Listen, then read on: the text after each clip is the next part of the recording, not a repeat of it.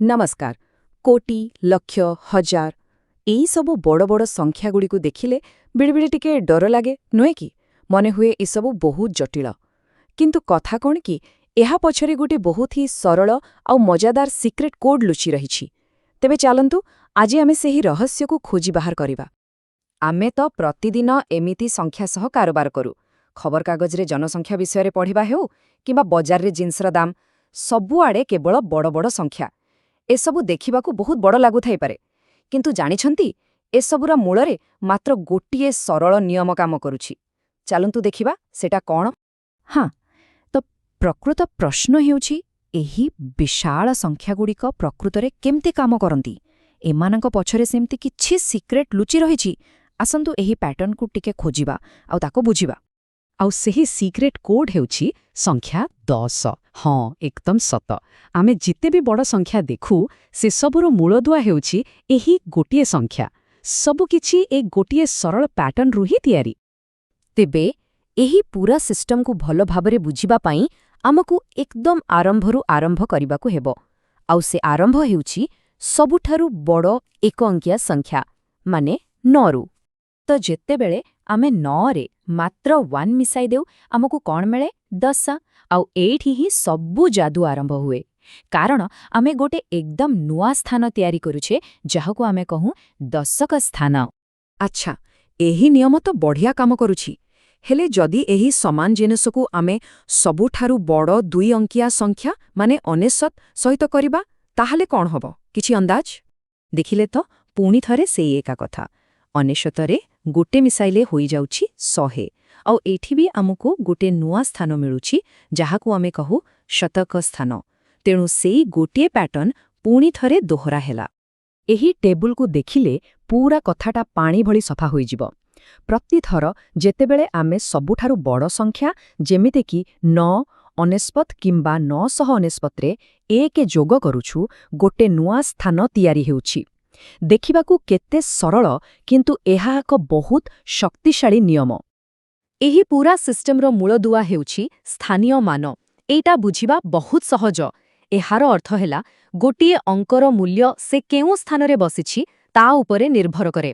ଯେମିତି 10ରେ ଥିବା 1 ଆଉ 100ରେ ଥିବା 1ର ମୂଲ୍ୟ ଅଲଗା। ଏହା ହିଁ ସେହି ଗୁପ୍ତ କୋଡ୍, ଯାହା ବଡ଼ ସଂଖ୍ୟା ଗଢ଼ିବାରେ ସାହାଯ୍ୟ କରେ।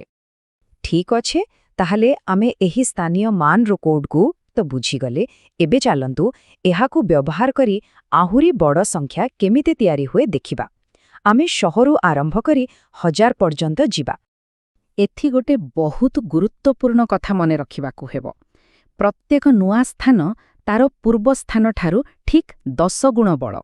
ଉଦାହରଣ ସ୍ୱରୂପ, ଗୋଟିଏ 100 ମାନେ ହେଉଛି 10ଟା ଦଶକ, ଆଉ ଗୋଟିଏ 1000 ମାନେ ହେଉଛି 100ଟା ଦଶକ। ଦେଖିଲେ ତ, ସବୁକିଛି 10ର ହିସାବରେ ହିଁ ଚାଲିଛି। ଏହାର ସିଧାସଳଖ ଅର୍ଥ ହେଲା, ଗୋଟିଏ 1000 ଆଉ 10ଟା 100 ଭିତରେ କୌଣସି ଫରକ ନାହିଁ। ଦୁଇଟା ଯାକ ଏକଦମ ସମାନ। ସ୍ଥାନୀୟ ମାନର ପୁରା ଖେଳଟା ହିଁ ଏମିତି। ବାଃ, ଆମେ ତ 1000 ପର୍ଯ୍ୟନ୍ତ ପହଞ୍ଚିଗଲେ। କିନ୍ତୁ ଏହି ସିଷ୍ଟମର କମାଲ ଏତିକିରେ ସରେନି। ଏହା ଆମକୁ ଆହୁରି ବହୁତ ଆଗକୁ ନେଇପାରିବ। ଚାଲନ୍ତୁ ଏବେ ସିଧା ଲକ୍ଷ୍ୟ ଆଡ଼କୁ ଯିବା।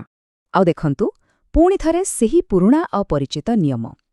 ଯେତେବେଳେ ଆମେ ସବୁଠାରୁ ବଡ଼ 5 ଅଙ୍କିଆ ସଂଖ୍ୟା ମାନେ 99,999ରେ 1 ମିଶାଇ ଦେଉ, ଆମକୁ ମିଳିଯାଏ 1,100,000। ଆଉ ଏହାକୁ ହିଁ ଆମେ କହିଥାଉ 1 ଲକ୍ଷ। ଏହା ଭାରତୀୟ ସଂଖ୍ୟା ପ୍ରଣାଳୀରେ ବହୁତ ଗୁରୁତ୍ୱପୂର୍ଣ୍ଣ। ତାହେଲେ ଏହି 1 ଲକ୍ଷର ଅର୍ଥ ପ୍ରକୃତରେ କ'ଣ? ଏହା କିଛି ବି ଜଟିଳ ନୁହେଁ। ଏହାକୁ 100,000 ବୋଲି ମଧ୍ୟ କୁହାଯାଇପାରେ।